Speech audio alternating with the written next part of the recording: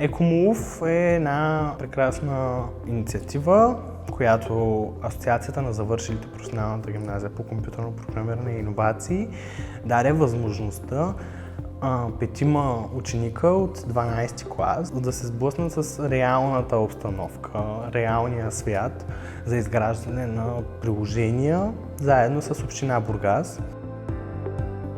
Проектът ни се казва EcoMove и това представлява приложение, което да стимулира гражданите да рециклират и да пазят околната среда чиста в замяната на награди. Целта е да подпомогне гражданите на община Бургас и да ги насърчи да рециклират, да използват повече градския транспорт. Общо взето да направим нашия град още по-зелен, отколкото е сега в момента. Приложението според мен е най-добрият вид мотивация, тъй като има и наградки, има и малки игрички, така че всеки човек с телефон не пречи да си изтегли приложението и реално да пази града чист. Те печелят от това. За мен всъщност в този проект аз се изненадах всъщност колко много не знам и колко много трябва да науча. Просто прочетох заданието и аз бях в шок. Не знам как да направя това, не знам как да се справя с цялото задание, но през тези месеци ние научихме много, както за града, както за екологията, така и по професията, като наистина благодарение на този проект ние, освен като хора, се изградихме и доста повече като програмисти и като специалисти по професията. Покрай самото изграждане на приложението ние организираме хакатон, чрез който да наберем идеи за допълнителни функционалности в приложението. Темата е Life in Motion.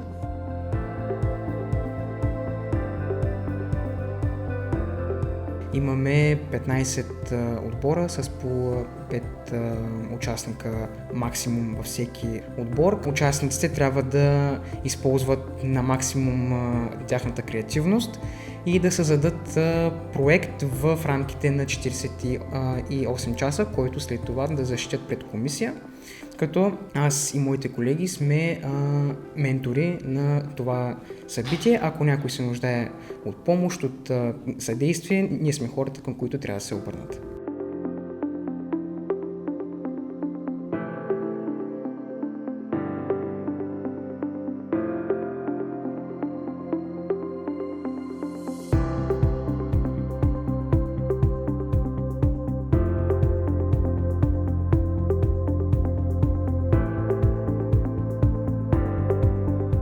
Смятам, че това е изключително продуктивен проект за тях, в насока това те да научат нови неща и да видят как реално работи света, защото всички в училище, за нас изкарваме висок успех, всичко върви по вода.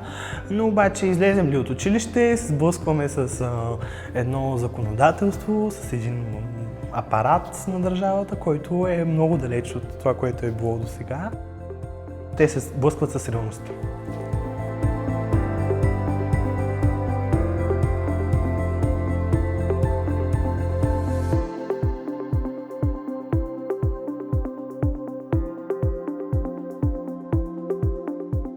Ти имаш реален бизнес сценарий, реални хора, които ще оценяват. Дали ще бъде хакатон, който е технологичен за програмиране, дали ще бъде ученическо състезание, примерно за бизнес и финанси.